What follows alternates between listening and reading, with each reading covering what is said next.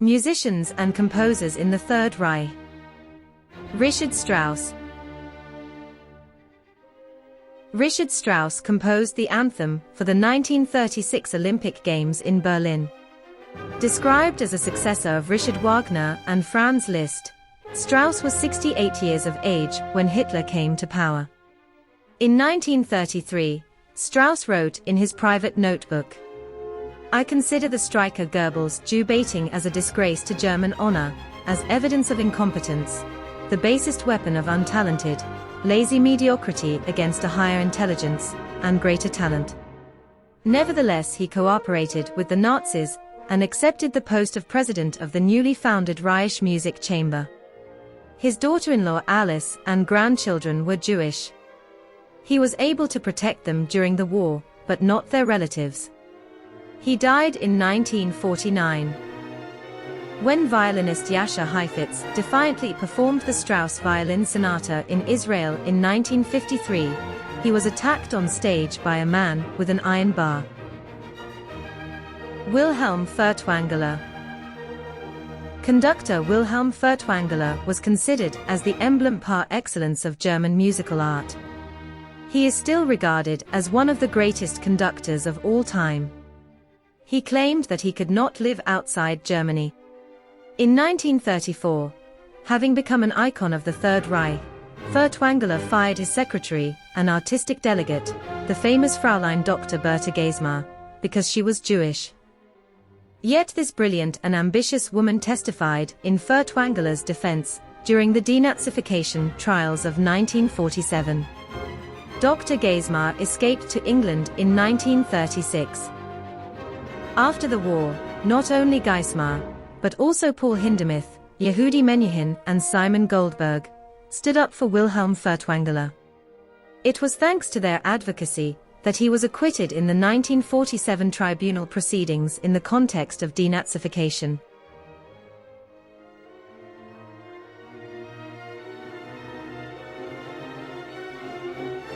Simon Goldberg.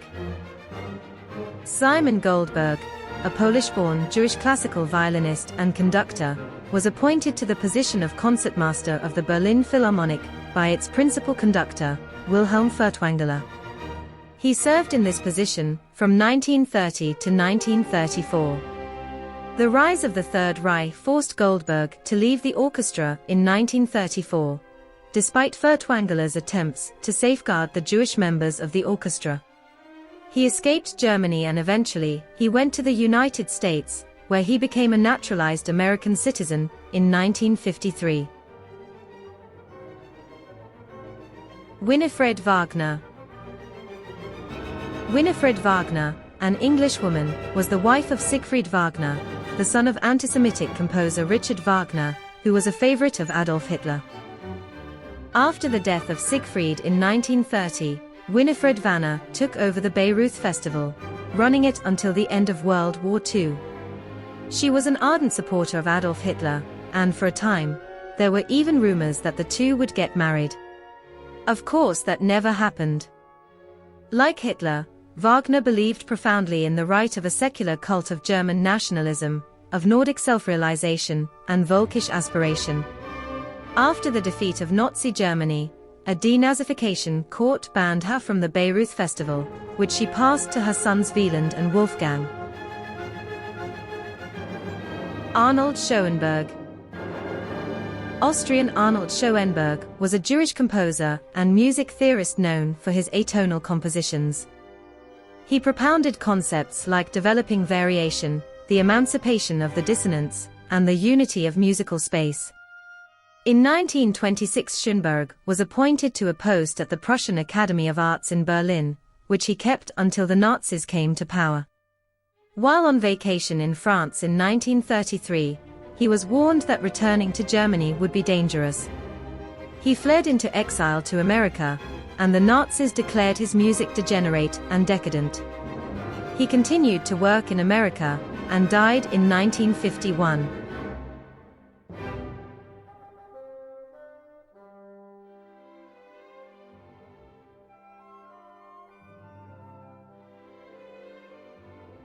Paul Hindemith. Paul Hindemith was a German-born composer, music theorist, teacher, violist and conductor. Minister of Propaganda Joseph Goebbels publicly denounced Hindemith as an atonal noisemaker. The Nazis banned his music in October 1936, and he was subsequently included in the 1938 Entartete Musik, Degenerate Music, exhibition in Düsseldorf. The conductor Wilhelm Furtwängler defended him as a modern German composer. The controversy around his work continued throughout the 30s, with Hindemith falling in and out of favor with the Nazis. He emigrated to Switzerland in 1938, partly because his wife was of part Jewish ancestry. He arrived in America in 1940 and died in Frankfurt in 1963. Bronislaw Huberman and Emanuel Feuermann. Bronislaw Huberman was a world-famous Polish Jewish violinist. Huberman is remembered for founding the Israel Philharmonic Orchestra, then known as the Palestine Symphony Orchestra, and thus providing refuge from the Third Reich for nearly 1,000 European Jews. He also helped Emanuel Feuermann and his family escape to British Palestine. In 1937, a year before the Anschluss, Huberman left Vienna and took refuge in Switzerland. He died in 1947. On April 3, 1933, the newly installed Nazi regime dismissed Feuermann from his position at the Berlin Conservatory due to his Jewish heritage.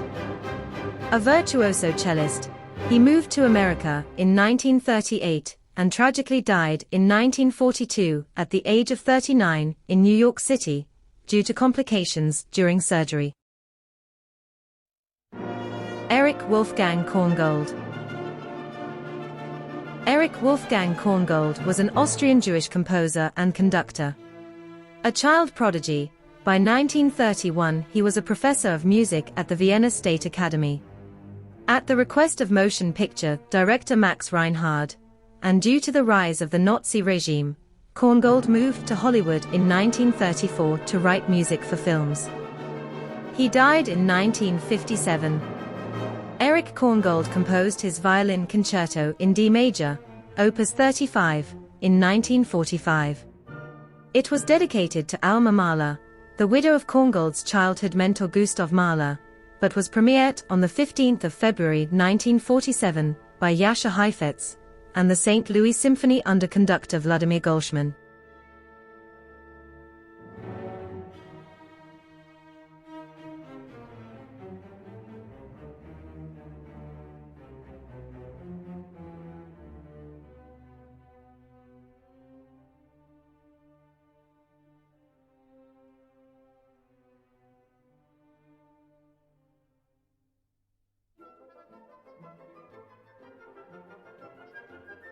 Estrongo Nachama, the singer of Auschwitz.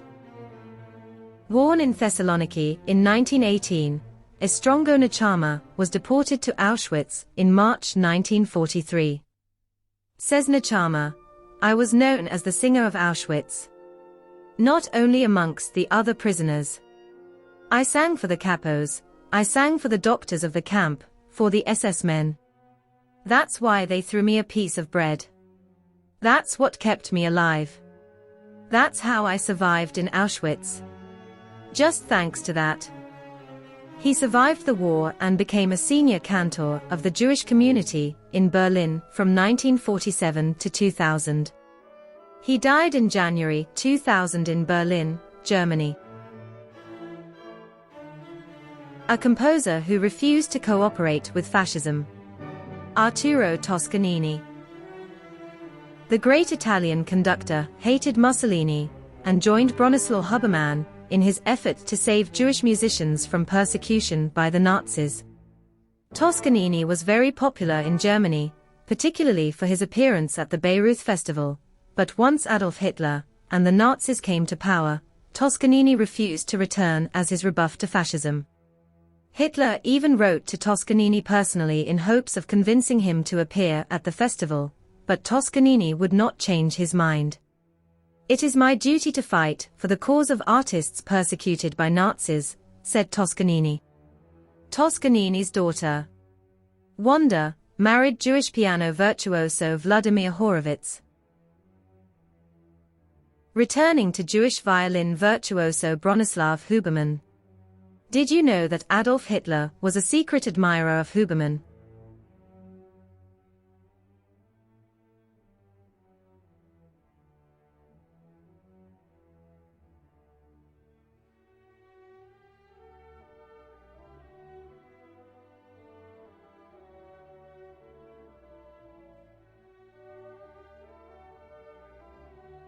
Fritz Kreisler. Kreisler was an Austrian Jew who converted to Christianity, and a world-famous violin virtuoso and composer. He fought for the Austrian army during World War I. Kreisler left Berlin in 1938, first for France, then for the United States where he settled, becoming a naturalized citizen in 1943. He gave his last public concert in 1947 and died in 1962.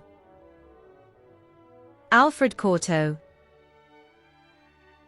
Alfred Cortot was a French pianist, conductor, and teacher who was one of the most renowned classical musicians of the 20th century. During World War II, he accepted the position of High Commissioner for Arts in the Vichy government. He was charged with musical reform by the Pétain government, and the Vichy took control of musical activities. He became part of the Committee for the Professional Organization of Music in 1942, and worked with Laval and Pétain. In 1941 he participated in a propaganda squad festival in Paris, and in 1942 played with Wilhelm Kempff for Nazi artist Arno Brieker's art exposition. Pierre Laval was also present. He participated in official concerts in Paris during the occupation, as well as in Germany in 1942. After the war's conclusion, Cortot was found guilty by a French government panel of collaboration with the enemy and was suspended from performing for a year. Cortot was actually not French, but Swiss. He was married, although estranged, to a woman of Jewish origin, and was friends with Jewish intellectuals such as Leon Blum, the first Jewish Prime Minister of France. Jules Boucherie and Ivry Gitlis. During the war, Jules Boucherie, professor at the Paris Conservatoire, hid and protected Denise Soriano, later to become his wife, Serge Blanc, and Devi Early, along with other young Jewish musicians. He was awarded the Righteous Among the Nations Medal, posthumously, in 1993. Violin virtuoso Ivry Gitlis was among the Jews that he helped, hiding him with several other future violin virtuosos in a villa in Seine-et-Marne. Emil Hauser and Erich Gruenberg. Erich Gruenberg was an Austrian-born British violinist and teacher. In 1938, aged 14, Erich and his elder brother, Eli, were rescued from rapidly increasing Nazi terror by Emil Hauser, leader of the Budapest String Quartet, who saw to it that they both won scholarships to study at the Jerusalem Conservatory. While there, Erich became leader of the Palestine Broadcasting Corporation Orchestra. Erich Gruenberg settled in London in 1946, became a British citizen in 1950 and in a distinguished career, went on to lead the Stockholm Philharmonic Orchestra, the London Symphony Orchestra, and the Royal Philharmonic Orchestra. Alongside his brother Eli Goren, who went on to become leader of the Allegri Quartet and co-leader of the BBC Symphony Orchestra, Erich became an integral part of the London musical scene, as well as post-war Anglo-Jewish life. Wolfgang Schneiderhan. Wolfgang Schneiderhan was an Austrian classical violinist. From 1937 to 1951, he led the Vienna Philharmonic Orchestra. He also maintained his career as a soloist in concerts and recordings. He joined the Nazi Party in 1940. After the war he held teaching posts in Salzburg, Vienna and Lucerne. In 1956 he founded the Lucerne Festival Strings, together with Rudolf Baumgartner. He died in his native Vienna in 2002, 10 days before his 87th birthday. Wilhelm Kempff. Wilhelm Kempff was a German pianist, teacher and composer. During the First World War, he played near the front lines for the soldiers of the Imperial Army. After the sinister events of late January 1933, Kempff became an ambassador pianist for the new government. He went on propaganda tours and performed in the countries under Nazi occupation. When peace returned, Kempff triumphed in France from the 1950s to the 1990s, disguising himself as a lamb for the reconciliation of France with its Germanic neighbor.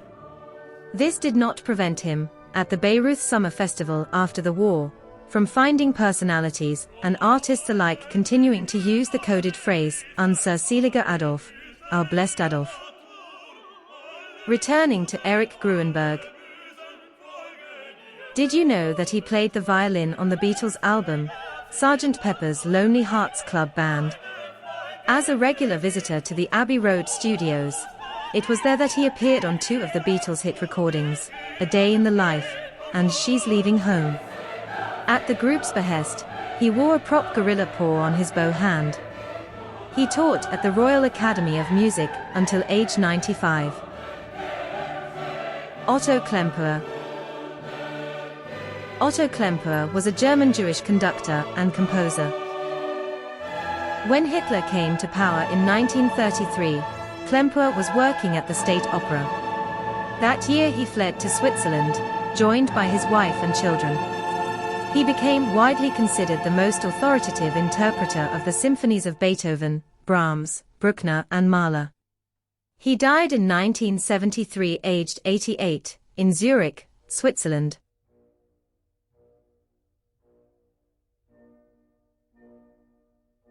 Kurt Weill.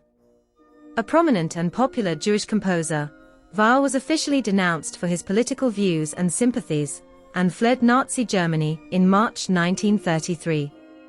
Weill suffered a heart attack shortly after his 50th birthday, and died on April 3, 1950, in New York City.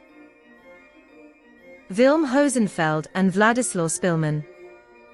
As detailed in the 2002 Hollywood movie The Pianist, Wilm Hosenfeld was a German army officer who opposed Nazism and saved Jewish-Polish pianist Wladislaw Spilman's life. A member of the Nazi Party since 1935, as time passed Hosenfeld grew disillusioned with the party and its policies, as he saw how Poles, and especially Jews, were treated. Hosenfeld died in a Soviet prison camp in 1952. On the 25th of November 2008, Yad Vashem posthumously recognized Hosenfeld as righteous among the nations. Artur Schnabel. Artur Schnabel was an Austrian-born classical pianist. Schnabel, who was Jewish, left Berlin in 1933 after the Nazi Party took control. He lived in England for a time, before moving to the United States in 1939. At the end of World War II he returned to Europe, settling in Switzerland. He died in 1951, aged 69, in Axenstein, Switzerland. Examples of Jewish composers who were banned in Nazi Germany.